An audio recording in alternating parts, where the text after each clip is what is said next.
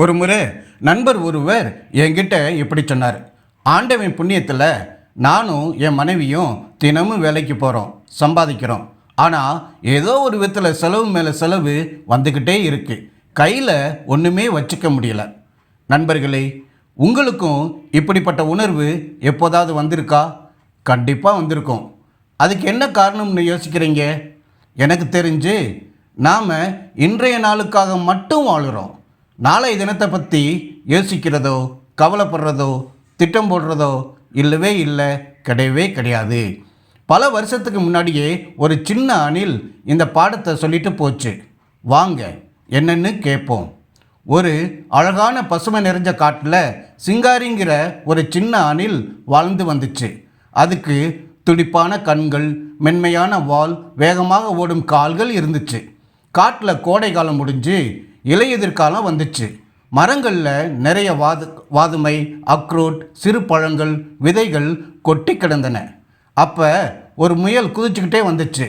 மரத்துக்கு கீழே கொட்டி கிடந்த வாதுமை, அக்ரோட், சிறு பழங்கள், விதைகளை பார்த்ததும், வாவ், இன்னைக்கு என்ன விருந்து, நல்லா தின்னு சந்தோஷமாக இருக்கணும்னு சொல்லிச்சு.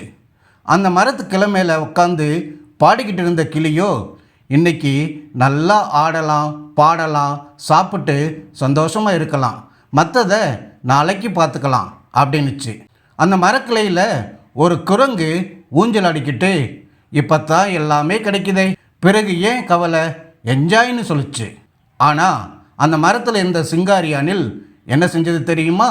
அது ஒவ்வொரு நாளும் காலையில் சூரியன் உதிக்கிறதுக்கு முன்னாடியே எந்திரிச்சு தான் வச்சிருந்த சின்ன சாக்கில் 2 கொட்டைகளை போடும். மதியம் மேலும் 2, மாலை 1ன்னு போட்டுக்கிட்டே வந்துச்சு. கொஞ்சம் இலைகளை சேர்த்து மரப்பொந்தை சுத்தம் செய்யும். ஈரம் வராமல் இருக்க மேலே ஓலைகளை போட்டு மூடும்.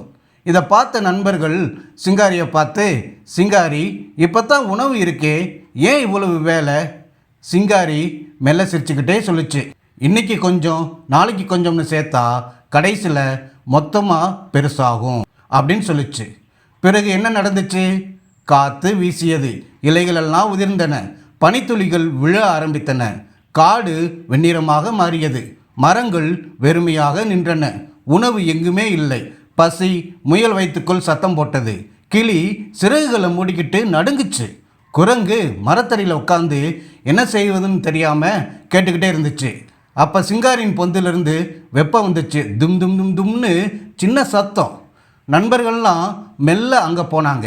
சிங்காரி கதவை திறந்துச்சு. உள்ள மென்மையான இலை மெத்தை, சூடான இடம், அடுக்கடுக்காக வச்ச கொட்டைகள். வாங்கன்னு சிங்காரி அவங்கள வரவேற்றுச்சு. எல்லாரும் சாப்பிட்டாங்க, சூடானாங்க, நன்றி சொன்னாங்க. இப்படி நடக்கும்னு உனக்கு எப்படி தெரியும் அப்படின்னு முயல் சிங்காரியை பார்த்து கேட்டுச்சு. சிங்காரி சிரிச்சுக்கிட்டே, அதெல்லாம் எனக்கு தெரியாதுப்பா, ஆனால் இன்னைக்கு கிடைச்சதை அப்படியே தின்னு முடிக்காமல் நாளைக்கும்னு கொஞ்சம் சேர்த்து வச்சேன். சிறிது சிறிதாக சேர்த்தால் பெரிய பாதுகாப்பு வரும்னு நினச்சேன். இதிலிருந்து நம்ம தெரிஞ்சுக்கிறது என்னன்னா, இன்று கிடைப்பதை முழுசாக செலவழிக்காதே, நாளைக்கு சிறிது சேமி, அதுவே உன் பலம். சேமிப்பு என்றால் பயம் அல்ல, அது தயார் நிலை. இன்றைய வசதியில் நாளை மறக்காமல் இருப்பது.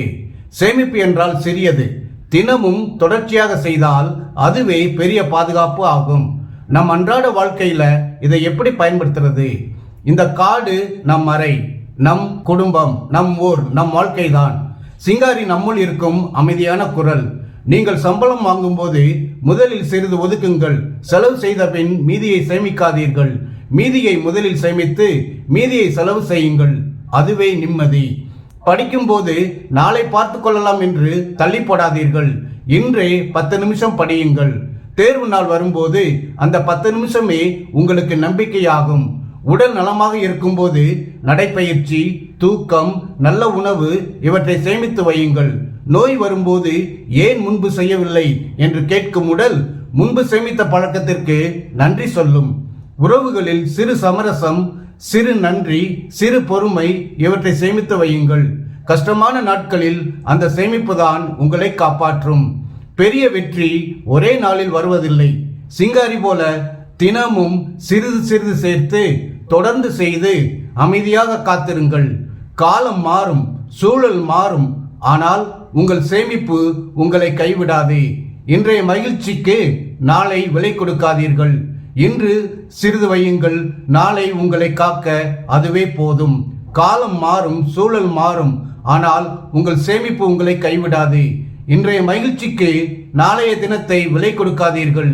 இன்று சிறிது சேமித்து வையுங்கள், நாளை உங்களை காக்க அதுவே போதும். இந்த வீடியோ உங்களுக்கு பிடிச்சிருந்தா லைக் பண்ணுங்க, ஷேர் பண்ணுங்க, கமெண்ட் பண்ணுங்க.